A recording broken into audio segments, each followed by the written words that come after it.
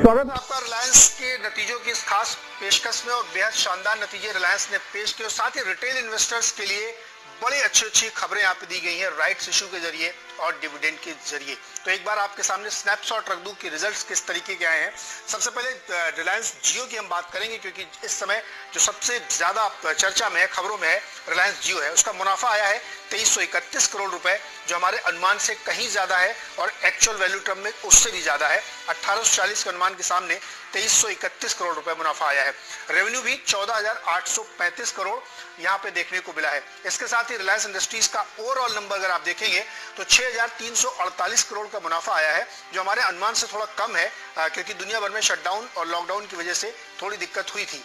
लेकिन रेवेन्यू 1,36,000 करोड़ अनुमान के लगभग बराबर या उससे थोड़ा सा आप कम कह सकते हैं यहाँ पे। लेकिन मार्जिन फ्रंट में जबरदस्त तरीके से उछाल हुई है। 14.5 के अनुमान के सामने 16% का एबिटा मार्जिन हमने रखा है। वन टाइम लॉस भी हमने 4267 करोड़ का यहाँ पे देखने को आपको मिलेगा। लेकिन चौंकाने वाले नतीजे आपको रिटेल की तरफ से मिलेगा। रिटेल का मार्जिन 5.2 से बढ़ के 7% हो गया है और रिटेल का रेवेन्यू 38,211 करोड़ है, जो वाईओवाई अगर आप देखेंगे तो उससे 2,000 करोड़ रुपए हमने बढ़ाया है यहाँ पे। और मार्जिन भी एबिटा लेवल पे 7.8% है, क्वार्टर ऑन क्वार्टर जो 6.8 थी, तो वहां पे भी बीट है। पेटकेम के इलाके में आप आइए, पेटकेम का मार्जिन 18.4% है, जो हमारा लगभग अनुमान था 19% के सामने, तो वहां पे हल्का सा है, जो कि हम पहले से आप कह रहे थे कि पेटकेम का बिजनेस लगभग ऐसा ही रहेगा। रिटेल के लिए बड़ी खबर राइट्स इशू के तौर पे आई है। राइट्स इशू का ऐलान हो गया है और राइट्स इशू जो आपको मिलने वाला है उसमें हर जो है 15 शेयर के बदले एक आपको राइट्स इशू मिलेगा। उसका भाव होगा 1257 रुपए और 25% रकम आपको अपफ्रंट देनी होगी, उसके बाद स्टेगर्ड वे में देनी होगी। साथ ही 53,125 करोड़ रुपए राइट्स के जरिए जुटाए जाएंगे और प्रोमोटर भी इसमें पार्टिसिपेट करेंगे। इसके साथ ही 6.5 रुपए प्रति शेयर का डिविडेंड भी दिया गया है। परिचय करा दे आपका मेहमानों से जिनके साथ हम चर्चा करने वाले हैं। हमारे साथ हैं शैलेंद्र भटनागर, जो बहुत लंबे समय से इसको ट्रैक कर रहे हैं और CNBC आवाज के मैनेजिंग एडिटर हैं। साथ ही विकास सेठी जी हैं, जो सेठी फिनमार्ट के हैं। गौरांग शाह है BNP पारिबा के, बहुत लंबे समय से रिलायंस को ट्रैक कर रहे हैं। मयूरेश जोशी हैं, जिमोनील के रिसर्च हेड हैं, उनसे बात करेंगे। और साथ ही दो हमारे सहयोगी रिसर्च जर्नलिस्ट यतिन मोटा, जो लगातार आपको राइट्स इशू की खबर दे रहे थे और अब उस पर सामने आपके खबर आ चुकी है, तो उनसे बात करेंगे। और उसके साथ ही सुमित मेहरोत्रा, जो पूरा रिसर्च हमारे सामने पेश कर रहे थे रिलायंस का, कि कहां कैसे किस नजरिए से देखा जाए। आप सबका बहुत बहुत स्वागत है। शैलेंद्र जी, सबसे बड़ी खबर तो मुझे लगता है रिटेल के लिए आई है कि उनको राइट्स इशू मिलेगा। करंट प्राइस से डिस्काउंट पे तो मिलता ही है, काफी अच्छे डिस्काउंट पे, और अच्छी बात यह है कि वो 25% की रकम देनी है शुरुआत में। बिल्कुल, तो इसके पीछे एक लंबा कारण है नीरज जी। सबसे पहली बात तो 14% डिस्काउंट पर 1 से 1:15 के रेशियो पर आपको राइट्स इशू मिल रहा है और सिर्फ 25% आपको पैसा अपफ्रंट देना है। हालांकि जो रिलायंस के प्रमोटर्स हैं वो पूरा पैसा आपको डालते हुए दिखेंगे। नीरज जी, जो 3 बातें इस स्टॉक को शायद आगे की तरफ मंडे को चलाएंगी, मैं सिर्फ उस पर ध्यान देना चाहता हूं। आप देखिए, बात हुई है जियो प्लेटफॉर्म पर, जहां आपने 2 हफ्ते पहले एक ट्रांजैक्शन देखा, 9.99% स्टेक सेल, 43,570 करोड़ की जो फेसबुक ने खरीदा है। वैसे ही उतने ही साइज के आपको और ग्लोबल इन्वेस्टर्स से इंटरेस्ट आता हुआ दिख रहा है इस प्लेटफॉर्म पे, जहां पर एवरेज रेवेन्यू पर यूजर इस क्वार्टर में बढ़कर 130 रुपए 60 पैसे हुआ है। दूसरा जो एक गाइडेंस दी गई है वो ये है कि अरामको, सऊदी अरामको जो दुनिया की सबसे बड़ी ऑयल कंपनी है, उन्होंने कहा था कि रिफाइनरी में रिलायंस इंडस्ट्रीज के बिजनेस की 15% स्टेक खरीदेंगे। उसकी ड्यू डिलिजेंस बिल्कुल ठीक तरीके से पाथ पे चल रही है। और तीसरी बात, जो एक सरकार से NCLT से अप्रूवल मिला है कि ऑयल और केमिकल्स बिजनेस को कार्व आउट किया जाए एक इंडिपेंडेंट बिजनेस में। तो ये 3 चीजें हैं, राइट्स इशू के जो डिस्काउंट है, उसके साथ साथ जो शायद रिलायंस के स्टॉक को इस महीने जो कि 33% आपको बढ़ता हुआ दिखेगा, आगे आने वाले महीने में आपको तेजी दिखाता हुआ दिखेगा। नीरज जी, दो मेहमान खास बने हुए हैं, उनसे बातचीत करते हैं। गौरांग जी, ओवरऑल रिजल्ट और इस राइट्स इशू की खबर पर आपकी नजर किस तरह पड़ रही है? तो अभी अभी कुछ जिक्र हो रहा था, मेरे ख्याल से इतिहास कैसे फिर से रचाना, ये बखूबी कंपनी भी जानती है, रिलायंस इंडस्ट्रीज, और उनके मैनेजमेंट भी जानते हैं। और मेरे ख्याल से सहल जी ही जिक्र कर रहे थे कि पहले आरपीएल और आरपीपीएल करके नामक दो कंपनियां थी जहां पर यह सिलसिला शुरू हुआ था किश्तों में पैसा भरना। और इससे बढ़िया बात क्या हो सकती है नीरज जी के आप एक अच्छी कंपनी के शेयर निवेशकों को किश्तों में दे, ताकि जो वित्तीय मुआवजा है या भार है उन पर पड़े नहीं, और उसके साथ साथ आपको एक अच्छी कंपनी में निवेश करने का मौका मिले और पीढ़ी दर पीढ़ी आप इसको सिर्फ हाथ बदलते जाए। जहां तक रहा सवाल नतीजों का, तो मैं बिल्कुल सहमत हूं मयूरेश की बात से और आपकी बात से और नीरज जी की बात से और शैल जी की बात से, और जिस तरीके से विश्लेषण यतीन जी भी कर रहे थे कि जो उम्मीद थी उस पर खरे उतरे हैं। पुराने बिजनेस को लेकर के मेरे ख्याल से जिस तरीके का माहौल है उसको खामियाजा भुगतना पड़ेगा, लेकिन नए बिजनेस जियो, डिजिटल, रिटेल, आने वाले समय में फेसबुक के साथ करार, ड्यू डिलिजेंस अरामको का निर्णायक तरीके से होना, और उसके साथ साथ अगर सोने पे सुहागा अगर आपको देखना है तो ₹6.5 प्रति शेयर डिविडेंड।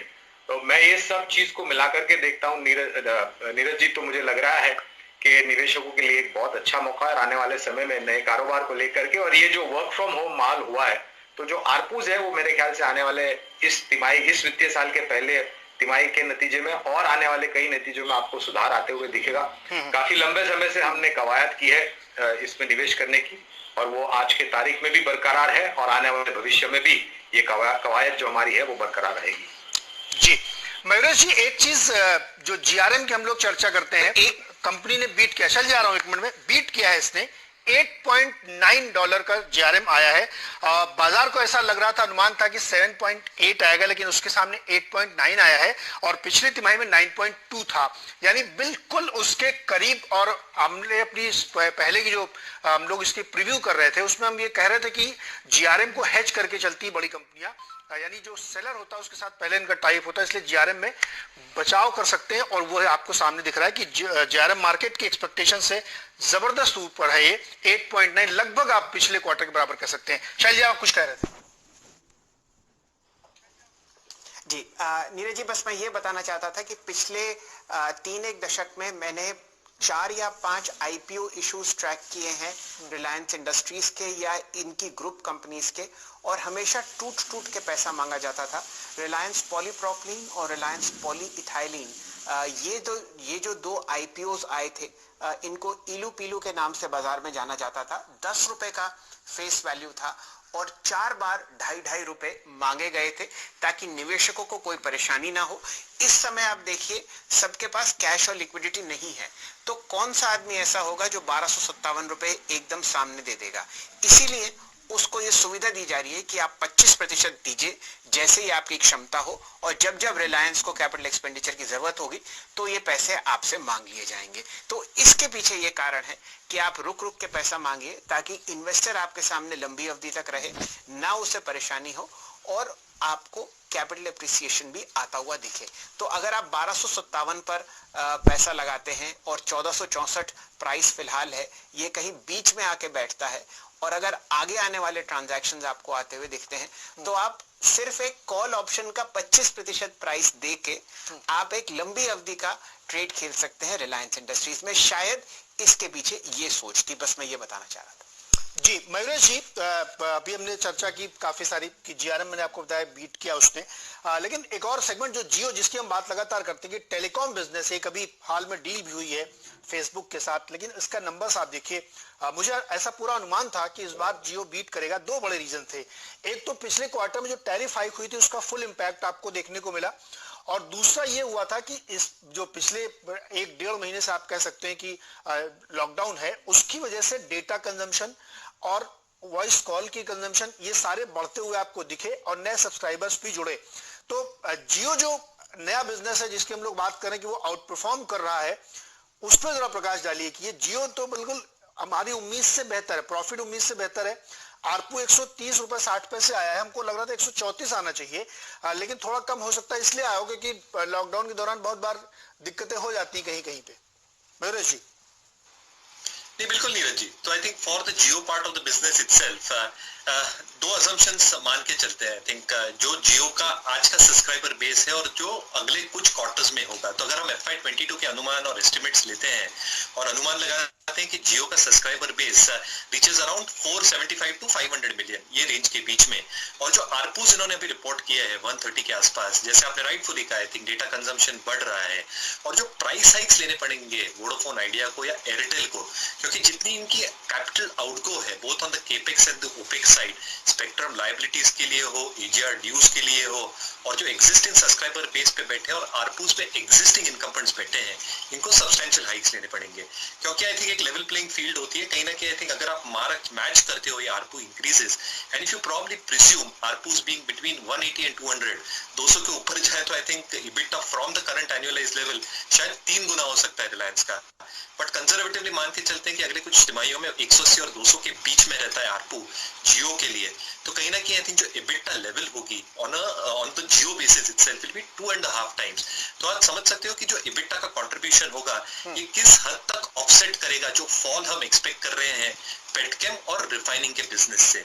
तो वो जो ऑफसेटिंग इफेक्ट होगा फ्रॉम जियो, और जो रिटेल का भी कारोबार है नीरज जी, आई थिंक अगर एक तिमाही अगली तिमाही which is this quarter coming quarter, क्योंकि लॉकडाउन था एक पूरे महीने के लिए, वहां पे तो रेवेन्यूज कंज्यूमर इलेक्ट्रॉनिक्स और अपैरल से आएंगे नहीं, ग्रोसरी से आएंगे सिर्फ।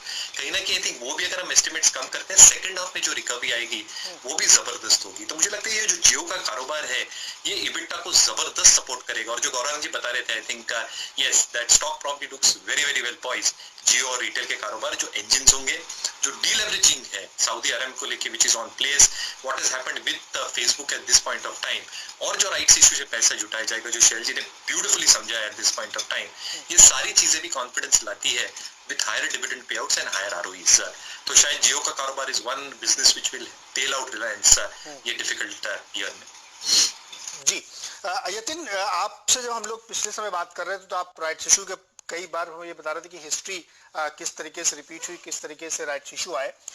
दो बड़ी घटनाएं हुई, एक ये राइट्स इशू वाली हो गई, दूसरी फेसबुक हुई। यानी दो बड़े सोर्सेज से कंपनी के पास फंड आएगा और जो कि उनको बहुत मदद करेगा आगे की फर्दर ग्रोथ के लिए। हालांकि मैं बता दूं कि पेटकेम का इनका जो पूरा कैपेक्स है लगभग खत्म हो चुका है, अब बहुत थोड़ा कहीं कुछ हो सकता है कि बचा हो, अदरवाइज वहां और कोई कैपेक्स की जरूरत नहीं है। और जो टेलीकॉम का बिजनेस है जियो वाला, उसमें भी ऑलमोस्ट कैपेक्स हो चुका है। तो यानी अब वो डेट रिटायर की तरफ बढ़ेंगे इतनी बड़ी रकम लेकर के। यतिन बिल्कुल नीरज जी, और जैसे कि मैं पहले भी बोल रहा था कि ये जो डीलेवरेजिंग की थीम है वो मार्केट को बहुत जबरदस्त तरीके से पसंद है। इसके लिए हमने देखा कि जैसे ही 44,000 करोड़ की फेसबुक जियो प्लेटफॉर्म्स की डील अनाउंस हुई, स्टॉक ने करीब करीब 25% की छलांग लगाई पिछले 8 से 10 ट्रेडिंग सेशंस में। और इसमें सबसे बड़ा जो अहम आपने मुद्दा उठाया है कि कैश फ्लोज जो है वो अभी डेट रिडक्शन में ही जाएंगे, क्योंकि जो पेटकेम का केपेक्स करना था और जियो का जो केपेक्स लगेगा वो सेल्फ सफिशिएंट हो चुका है। और कहीं ना कहीं जितनी भी कैश अभी कंपनी जनरेट करेगी वो डेट रिटायरमेंट में जाएगी। जियो की अगर आप बात करें तो जियो प्लेटफॉर्म्स की डील के बाद ब्रोकरेज का भी यही मानना था कि जिस प्रकार से फेसबुक ने पैसे डाले हैं उसका एक पोर्शन जो है जियो के केपेक्स के अंदर चले जाएगा और जियो सेल्फ सफिशिएंट बन जाएगा। इसका मतलब यह है कि पेरेंट लेवल पर रिलायंस इंडस्ट्रीज को कोई निवेश नहीं करना पड़ेगा। और अगर आप ओवरऑल बेसिस पे जियो के स्टेटमेंट्स भी देखें तो आरपू भी हेल्दी है, 131 रुपए के आसपास, सब्सक्राइबर ग्रोथ करीब करीब 26% हुआ है ईयर ऑन ईयर बेसिस पे। और एक अहम जो पहलू है जियो का, उन्होंने अपनी प्रेस रिलीज में ये कहा है कि ग्लोबल इन्वेस्टर्स और ग्लोबल कंपनी फेसबुक की डील के बाद सिमिलर स्टेक और निवेश करना चाहते हैं। तो अगर फेसबुक ने 44,000 करोड़ रुपए डाल दिए हैं तो दूसरे इन्वेस्टर्स भी लाइन लगा के खड़े हैं कि उनको भी कोई निवेश का मौका दिया जाए, क्योंकि जो डिजिटल इकोनॉमी है इंडिया की वो बहुत बेहतरीन तरीके से शेप अप हो रही है। और राइट्स इशू जो कि करीब करीब 53,000 करोड़ रुपए का लॉन्च करने जा रही है रिलायंस इंडस्ट्रीज 1257 रुपए पे, वो भी एक बहुत जबरदस्त तरीके से लेवरेज जो है कम कर देगा। क्योंकि अगर आप 31 मार्च के एंड का अगर आप डेट फिगर देखें तो कर्ज था करीब करीब 3,36,000 करोड़, और 3,36,000 करोड़ में से कंपनी की योजना ये है कि अगले क्वार्टर में Q1 में करीब करीब 1 लाख करोड़ की पूंजी जुटा ले राइट्स इशू के द्वारा और फेसबुक के डील के द्वारा। तो करीब 33% का डेट में रिडक्शन देखेंगे, कर्ज में कटौती देखेंगे, जो कि मेरे हिसाब से बहुत एक जबरदस्त अचीवमेंट है। और कंपनी का जो गाइडेंस है मार्च 2021 तक डेट फ्री होने का, उसको पाने का लक्ष्य जो है वो बहुत ही निकट आ रहा है। और बहुत बेहतरीन तरीके से ये पूरी जो बैलेंस शीट मजबूत करने की इस कठिन समय में, इस कोरोना के समय में कंपनी ने ली है, वो मेरे हिसाब से मार्केट अप्रिशिएट करेगा।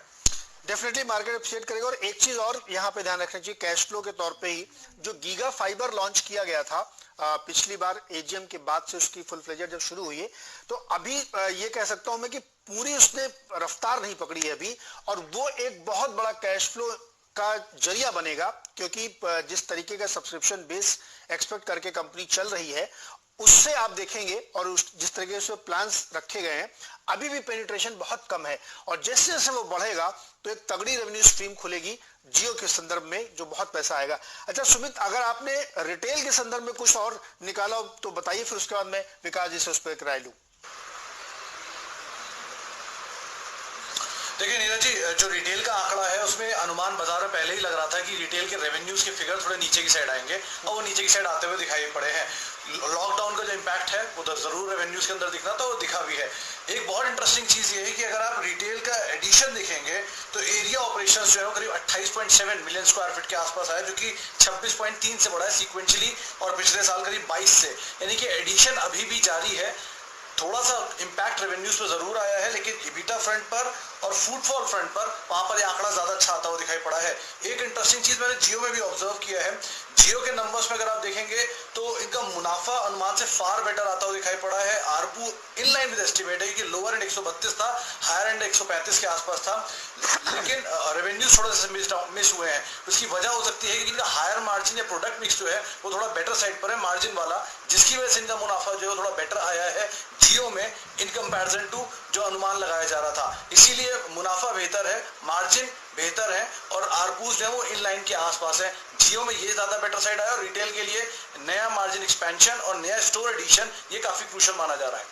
जी अच्छा, इसी रिटेल में मैं 2 पॉइंट्स और रख दूं, उसके बाद विकास जी आप अपनी राय दीजिएगा। रिटेल का जो रेवेन्यू है 38,211 करोड़ है, पिछले साल की इसी तिमाही में वो 36,000 करोड़ था, यहाँ पे इंक्रीमेंट है।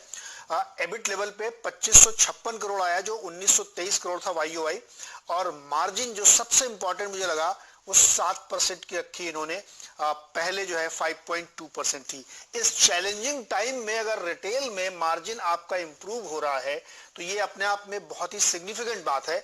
और जैसा कि सुमित बता रहे हैं कि एरिया ऑफ ऑपरेशन बढ़ा, यानी एडिशंस हुए हैं आउटलेट्स में, और आजियो के जरिए जो ऑनलाइन ये करते हैं उसमें बहुत जबरदस्त ग्रोथ है। तो ये रिटेल का जो बिजनेस है एक्चुअली जो सबसे बड़ा बिजनेस इनका है। इस पूरी बैलेंस शीट में अगर आप देखेंगे तो तकरीबन 2.25 लाख करोड़ का रेवेन्यू तो खाली यहीं से आता है। ये अपने आप में बहुत बड़ा प्ले हो रहा है। तो इस पर आपकी क्या राय है रिटेल वाले पे?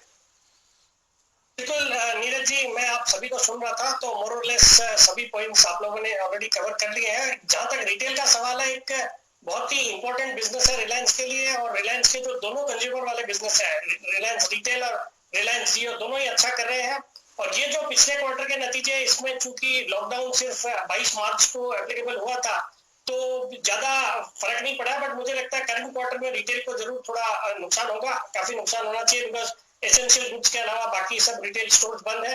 बट इवन अदरवाइज रिटेल एक बहुत ही अच्छा बिजनेस है रिलायंस का। और जिस तरह से ये फेसबुक और रिलायंस के बीच में डील हुई है, मुझे लगता है ये जो व्हाट्सएप के जरिए जियो मार्ट का भी जो प्लेटफॉर्म रहेगा, तो सबका बहुत बड़ा फायदा रिलायंस रिटेल को आने वाले क्वार्टर्स, आने वाले सालों में जब चीजें नॉर्मल हो जाएगी तो बिल्कुल देखने को मिलेगा। तो I am extremely bullish on Reliance retail as well as Reliance Jio. और मुझे लगता है जो कदम आज मैनेजमेंट ने उठाए हैं, चाहे वो राइट्स इशू के जरिए 53,000 करोड़ जुटाना है, या फिर फेसबुक के साथ जो डील करी है, मुझे लगता है जो भी पॉइंटर्स है वो बिल्कुल डेट कम करने की ओर है, जो कि एक सिर्फ चिंता का विषय रिलायंस के साथ वही है। और मुझे लगता है ये जैसे उन्होंने मुकेश अंबानी जी ने पिछले एजीएम में कहा था भाई 2021 कर्ज मुक्त कर देंगे, तो उसी राह पे चल रहे हैं, और उसका एक डेफिनेटली बहुत ही पॉजिटिव इम्पैक्ट रिलायंस के स्टॉक में over medium to long term बिल्कुल देखने को मिलेगा। मीडियम टू लॉन्ग टर्म देखने को मिलेगा। शायद जी मैं आपके साथ पास आ रहा हूँ कुछ पॉइंट्स रखते हुए।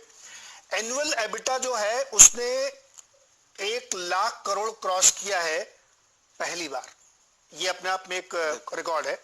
डिजिटल सर्विसेज का जो रेवेन्यू है, जो एबिटा है माफ कीजिएगा, वो 6,500 करोड़ पहुंच गया है, ये इसने बीट किया है 42% से YOY। और इसके साथ ही रिकॉर्ड एनुअल रेवेन्यू राइज हुआ है 40% का। तो हर फ्रंट पे अगर इसके नतीजों को आप देखें तो बीट है। अब जिन लोगों को लग रहा होगा कि मैं बहुत ज्यादा रिफाइनिंग और पेटकेम की बात नहीं कर रहा हूं, तो मैं उनके लिए भी बात करूंगा। हमारा जो पेटकेम का एबिट मार्जिन है वो 18.5% है इस चैलेंजिंग टाइम में, जो कि पहले 19% था, वहां से हल्का सा कम हुआ है। रेवेन्यू 32,000 करोड़ का है जो पहले 36 था, फिर मैं कहूंगा इसने चैलेंजिंग टाइम में। और रिफाइनिंग मार्जिन जो हमने देखी, जीआरएम ने आपको बताया कि हमारा $8.9 का आया है। तो उस सेगमेंट से भी हमें निराशा नहीं हुई है जहां पे हमें डर था कि ग्लोबल ऑयल की इंडस्ट्री जिस तरीके से बिहेव कर रही है वहां पे भी है। तो बहुत सारे रिकॉर्ड इस क्वार्टर में भी और इस फाइनेंशियल ईयर में बने। शैल जी। जी, तो नीरज जी सिर्फ और सिर्फ इंतजार कीजिए मई के मध्य का या उससे पहले 3 मई के आसपास, जब आप देखेंगे कि हमारे देश के कई ऐसे हिस्से हैं जो इकोनॉमिक एक्टिविटी में आपको खुलते हुए दिखेंगे। बाहर विदेश में, चाहे वो फ्रांस हो या जर्मनी हो, पूरा वेस्टर्न यूरोप हो, अमेरिका हो, यूके हो, वहां पर भी आपको एक्टिविटी बहुत जबरदस्त तरीके से पिकअप होती हुई दिखेगी। एयरलाइंस दोबारा वापस चलती हुई दिखेंगी। ये जो हमने 2 महीने का जो परेशानी वाला माहौल देखा, जहां पर ग्लोबल ऑयल्स का जो साइकिल है वो बिल्कुल आपको खत्म होता हुआ दिखा या ध्वस्त होता हुआ दिखा। आप खुद ऑयल को इतना जबरदस्त तरीके से ट्रैक करते हैं, -$37 पर बैरल एक हफ्ते पहले ही था, वो वापस आपको आता हुआ दिख रहा है। तो ये साइकिल दोबारा ऊपर की तरफ घूमती हुई आपको दिख रही है। लेकिन इस गिरी हुई साइकिल में अगर आपने इतना अच्छा काम किया है तो आप ये मान के चलिए कि आगे आने वाले समय में कितना बेहतरीन आप प्रोडक्शन दिखाएंगे। दूसरी बात मैं यतिन जी के साथ जोड़ना चाह रहा था कि अगर कोई और ग्लोबल इन्वेस्टर आ जाता है उसी वैल्यूएशन पर जिस पर फेसबुक ने 10% स्टेक लिया था रिलायंस जियो पर, तो आप देखिए स्टॉक में एक और किकर लगेगा। 2 बातें समझिए। देखिए, हमारा देश फेसबुक के लिए 3 सबसे बड़े जो उनके अहम प्रोडक्ट्स हैं, इंस्टाग्राम, व्हाट्सएप और फेसबुक की अपनी वेबसाइट, सबसे बड़ा मार्केट है। हम सब छुट्टी के दौरान या रात को जाते वक्त या दिन में आप नेटफ्लिक्स देखते हैं, डेटा कंजम्पशन देखिए कितना बढ़ रहा है।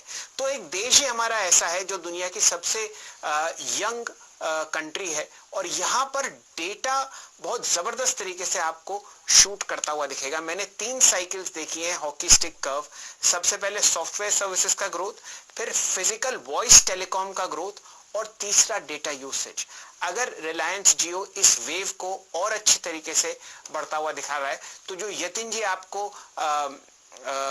शेयर के आंकड़े देते हैं 1750-1800 रुपए जो टारगेट्स हैं, वो आपको बहुत जल्दी ही आते हुए दिखेंगे। इसलिए नीरज जी सिर्फ और सिर्फ रिलायंस जियो के बिजनेस पर ध्यान दीजिए। यही वो हीरा है जो आपको और बड़ा होता हुआ दिखेगा आगे आने वाले 1-8 साल में।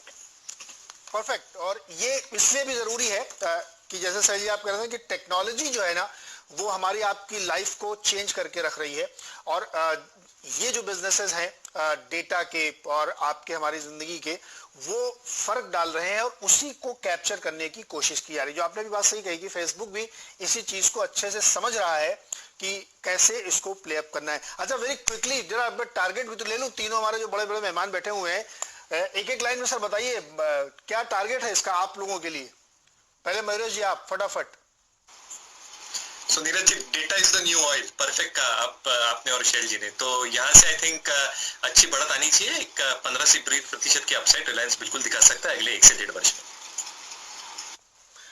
शेट्टी जी आपका टारगेट। नीरज जी, मैं इस स्टॉक पे बहुत ही निचले लेवल से बुलिश रहा हूँ। मुझे लगता है ये सब डेवलपमेंट के बाद आने वाले 1 साल के अंदर we could see levels of 2000 rupees on the stock. 2000 का। और गौरांग सर आपका। तो मैं मयूरेश की बात से थोड़ा विपरीत सोच रखूंगा। Data is the new gold और लक्ष्य होगा करीबन 1850। 1850 का टारगेट लेके आप इसमें खरीदारी कर सकते हैं। और इन्वेस्टर्स के लिए अच्छी खबर है कि राइट्स इश्यू है आपके पास मौका, अगर आपके शेयर होल्डर हैं तो आपको सस्ते में और शेयर मिल रहे हैं और पूरा पैसा एक साथ नहीं देना। सबसे बड़ी बात तो ये है यहाँ पे कि आपकी जेब एकदम से खाली नहीं होगी, आपको मौका दिया जाएगा कि आप थोड़ा थोड़ा पैसा करके इसको खरीदारी करें। तो इस पेशकश में फिलहाल इतना ही। समराइज कर देता हूँ आपके लिए एक लाइन में। रिलायंस इंडस्ट्रीज ने एक बार फिर से सरप्राइज करते हुए शानदार नतीजे पेश किए, चाहे वो रिटेल का सेगमेंट हो, चाहे वो जियो का सेगमेंट हो, इवन चाहे वो पेटकेम का बिजनेस हो। आप डिटेल में देखेंगे तो नतीजों ने एक बार फिर से चौंकाया है और रिटेल इन्वेस्टर के लिए बहुत